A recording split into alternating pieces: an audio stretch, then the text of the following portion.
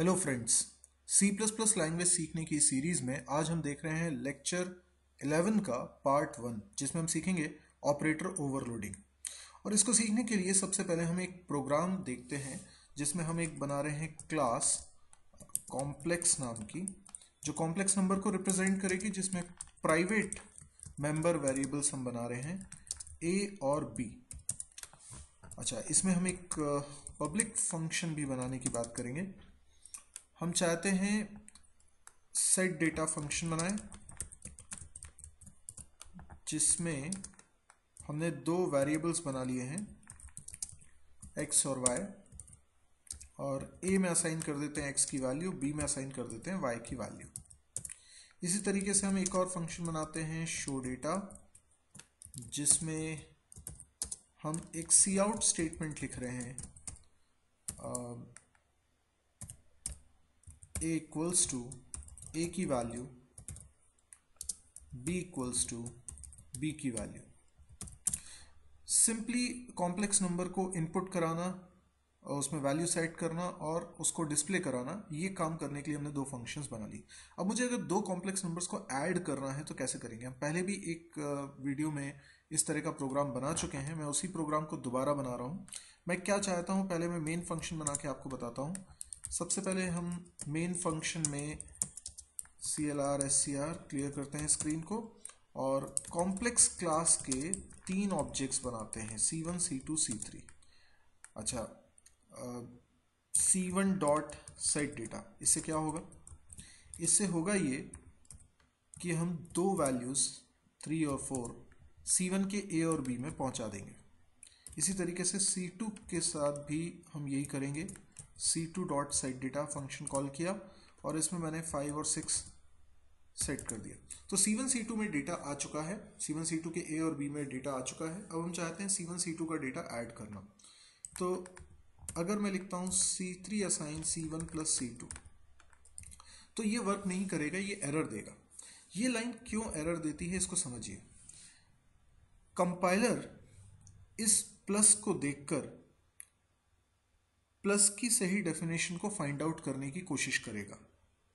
Compiler ये जानता है कि प्लस के दोनों ऑपरेंड्स यदि प्रिमिटिव टाइप के हैं तो वो कैसे वर्क करेगा, लेकिन कंपाइलर ये नहीं जानता है कि प्लस के दोनों ऑपरेंड्स अगर नॉन प्रिमिटिव टाइप के हों, जैसे कि यहाँ कॉम्प्लेक्स टाइप के हों, तो कैसे उनको ऐड किया जाता है।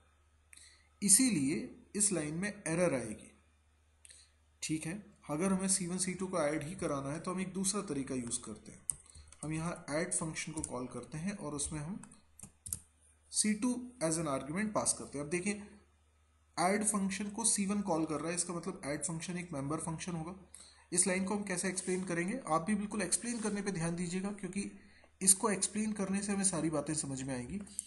C1 ने ऐड फंक्शन को कॉल किया, C2 as an argument pass हुआ, और ऐड फंक्शन ने जो रिटर्न किया वो C3 में असाइन हुआ।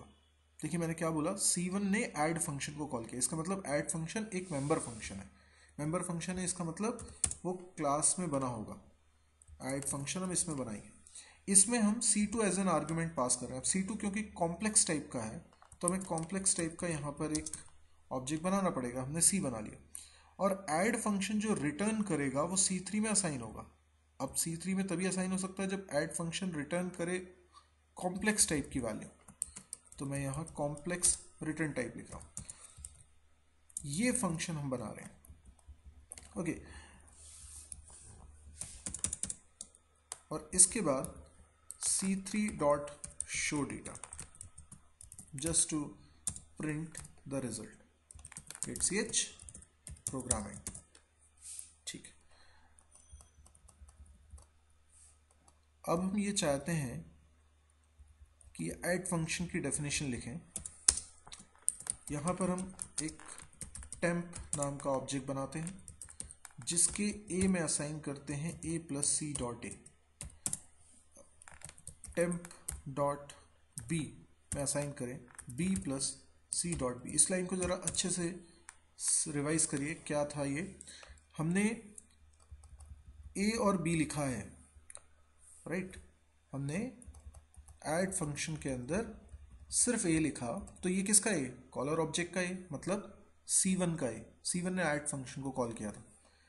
C डॉट ए लिखा तो ये किसका ए, C का ए, पर C में वही डेटा है जो C2 में है, बिकॉज ऐड फंक्शन में हमने C2 पास किया था। तो C1 का ए और C2 का ए ये दोनों ऐड हो गए और इसको मैंने टेम्प के ए में रख दिया। इसी तरीके से C1 का बी और C2 का बी ऐड हो गया और टेम्प के बी में रख दिया। इससे ये हुआ कि टेम्प पे दोनों कॉम्प्लेक्स नंबर का सम स्टोर हो चुका है। अब हम इस टेम्प को रिटर्न करा देते हैं। ये रिटर्न होके किस में जाएगा, C3 में, और C3 की वैल्यू शो हो जाएगी। मैं एक बार इसको रन करके भी बता देता हूँ। कुछ एरर है, हैश इंक्लूड आईओस्ट्री, ओके मैंने इसमें एंगुलर ब्रैकेट नहीं लगाया। ओके फिर से रन करता हूँ। तो सम आ गया 8 10, बिल्कुल सही है क्योंकि 3 4 और 5 6 वैल्यूज थी, तो 3 + 5 हो जाता है 8 और 4 + 6 हो जाता है 10, बिल्कुल सही आंसर आया। अब मैं इसमें कुछ चेंजेस करने की बात करता हूं। अब देखिए मैं आपसे कुछ सवाल पूछता हूं, आप उनका जवाब देने की कोशिश करिएगा। क्या हम इस ऐड फंक्शन का नाम बदल के सम कर सकते हैं? यानी यहां जो मैंने फंक्शन डिफाइन किया है इसका नाम चेंज करके सम कर सकते हैं? यस कर सकते हैं, पर उसके लिए मुझे कॉल के वक्त भी इसे सम लिखना पड़ेगा। अच्छा मुझे बताइए, क्या इसका नाम चेंज करके प्लस रख सकते हैं? नहीं, इसका नाम हम प्लस नहीं रख सकते क्योंकि एक रूल है, फंक्शन के नाम में अल्फाबेट, डिजिट, अंडरस्कोर के अलावा और कोई सिंबल नहीं होना चाहिए और प्लस अलाउड नहीं है, इसीलिए ये फंक्शन का नाम नहीं हो सकता। लेकिन अगर होता तो कितना बढ़िया होता, फिर मैं इसे कॉल करता प्लस लगा के, यानी यहां पे फंक्शन का नाम सम ना होके प्लस होता। लेकिन C++ का ये कहना है कि यदि आप किसी ऑपरेटर सिंबल को as a function name use करना चाहते हैं तो कर सकते हैं, शर्त इतनी है कि आप उसके पहले ऑपरेटर कीवर्ड लिखें। यस ऐसा आप कर सकते हैं, लेकिन याद रहे कि आप उन्हीं ऑपरेटर्स को फंक्शन नेम के तौर पे यूज कर सकते हैं जो सी लैंग्वेज में एक वैलिड ऑपरेटर था। यानी सी लैंग्वेज में ऑपरेटर का नाम ऑपरेटर प्लस था, इसलिए हम लिख सकते हैं। लेकिन क्या हैश करके कोई ऑपरेटर था? नहीं, तो हम नहीं लिख सकते। डॉलर करके कोई ऑपरेटर था? नहीं, तो हम नहीं लिख सकते। तो जो सिंबल सी लैंग्वेज में ऑपरेटर नहीं है वो यहां पे यूज नहीं कर सकते। अब फंक्शन का नाम है प्लस, पर उसके पीछे लगा है ऑपरेटर कीवर्ड, तो ऐसे फंक्शन को कॉल करने के लिए भी आपको ऑपरेटर कीवर्ड लिखना पड़ेगा। C1 डॉट ऑपरेटर प्लस और उसमें C2 as an argument pass हो रहा है। देखिए सब कुछ वैसा ही है, फंक्शन का नाम बदल गया है, लेकिन जब हम फंक्शन का नाम ऐसा कोई ऑपरेटर सिंबल रखते हैं तो एक और खास बात सामने आती है। ऐसे किसी फंक्शन को हम बिना डॉट लगाए भी कॉल कर सकते हैं, यानी C1 के बाद डॉट ना लगाएं तो फिर ऑपरेटर कीवर्ड भी नहीं लिखना है और आर्ग्यूमेंट पे पैरेंथेसिस भी नहीं लगाने। यानी आपके पास दो तरीके हैं, या तो आप लिखें C1 डॉट ऑपरेटर प्लस और पैरेंथेसिस में C2, एक तरीका जो कि फंक्शन को कॉल करने वाले तरीके जैसा ही है, और दूसरा तरीका है जो अभी हमने लिखा है C1 प्लस C2। तो कोई ऑब्जेक्ट अपने मेंबर फंक्शन को कॉल करता है डॉट लगा के, लेकिन अगर वो मेंबर फंक्शन एक ऑपरेटर सिंबल है तो उसे कॉल करने के लिए उसे डॉट लगाने की जरूरत नहीं है। डॉट ना लगाएं, सीधे उस ऑपरेटर का नाम लिखें बिना ऑपरेटर कीवर्ड के और आर्ग्यूमेंट पे पैरेंथेसिस भी ना लगाएं। ऐसा करने पर भी मीनिंग चेंज नहीं होता है। इसको एक्सप्लेन अभी भी मैं करूंगा।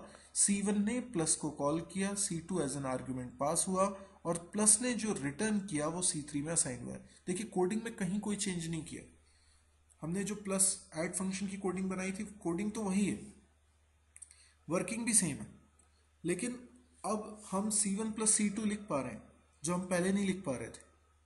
इसका मतलब हमने कॉम्प्लेक्स क्लास के ऑब्जेक्ट्स के लिए प्लस ऑपरेटर को डिफाइन कर दिया है, और अब हम कॉम्प्लेक्स के ऑब्जेक्ट्स के बीच में प्लस ऑपरेटर लगा सकते हैं। तो ये हुई ना कमाल की बात। आज तक हम नॉन प्रिमिटिव टाइप को ऐड करने के लिए फंक्शन बना रहे थे, ये प्लस ऑपरेटर भी फंक्शन की तरह है, लेकिन हम इसको बोलते हैं ऑपरेटर। अब आप ये सोचिए कि प्लस का एक मीनिंग तो सी लैंग्वेज में ऑलरेडी था, वो यहाँ पर भी है। दो प्रिमिटिव टाइप की वैल्यूज को ऐड करने के लिए, जैसे दो इंटीजर को ऐड करने के लिए आप प्लस लगाते हैं, वो मीनिंग तो है ही, कंपाइलर जानता है उसका मीनिंग। लेकिन एक नया मीनिंग हमने बना दिया है प्लस का, जो तभी वर्कआउट होगा जब इसके ऑपरेंड्स कॉम्प्लेक्स टाइप के ऑब्जेक्ट्स होंगे, और कभी नहीं। तो प्लस की एक से ज़्यादा डेफिनेशंस हो गई, तो हम कह सकते हैं कि हमने प्लस की एक और नई डेफिनेशन बना दी। अब समझते हैं ऑपरेटर ओवरलोडिंग क्या है। जब एक ऑपरेटर सिंबल एक से ज़्यादा काम के लिए बना हो तो हम उसे ऑपरेटर ओवरलोडिंग कहते हैं। जैसे प्लस की यहाँ पे एक से ज़्यादा डेफिनेशन होगी, एक डेफिनेशन जो पहले से थी जो प्रिमिटिव टाइप को ऐड करने के लिए थी, और एक दूसरी डेफिनेशन जो कॉम्प्लेक्स टाइप की वैल्यूज को ऐड करने के लिए होगी, वो हमने बनाई। तो इस तरह से ऑपरेटर ओवरलोडेड हो गया है मल्टीपल जॉब्स। ये पॉलीमॉर्फिज्म को इंप्लीमेंट करने का एक तरीका है। पॉलीमॉर्फिज्म को इंप्लीमेंट करने का एक तरीका फंक्शन ओवरलोडिंग हम पहले ही देख चुके हैं। हम कोई भी सिंबल जो सी लैंग्वेज में एक वैलिड ऑपरेटर था उसको यहाँ फंक्शन के नेम के तौर पे यूज कर सकते हैं, पर हमें उसके पहले ऑपरेटर कीवर्ड लिखना होगा। सी लैंग्वेज में कुछ ऐसे ऑपरेटर्स हैं जिनको हम यहाँ फंक्शन नेम के तौर पे यूज नहीं कर सकते, जैसे साइज ऑफ और कंडीशनल ऑपरेटर। यदि आपको आज का लेक्चर समझ में आया हो, आपको ऑपरेटर ओवरलोडिंग समझ में आई हो, तो आप इस वीडियो को लाइक करें, इस पे अपने कमेंट्स भी दीजिए ताकि मैं और इम्प्रूवमेंट कर सकूं। आप इस चैनल को सब्सक्राइब करिए ताकि इस तरह के और वीडियोस की अपडेट्स आपको मिलती रहे। Thank you.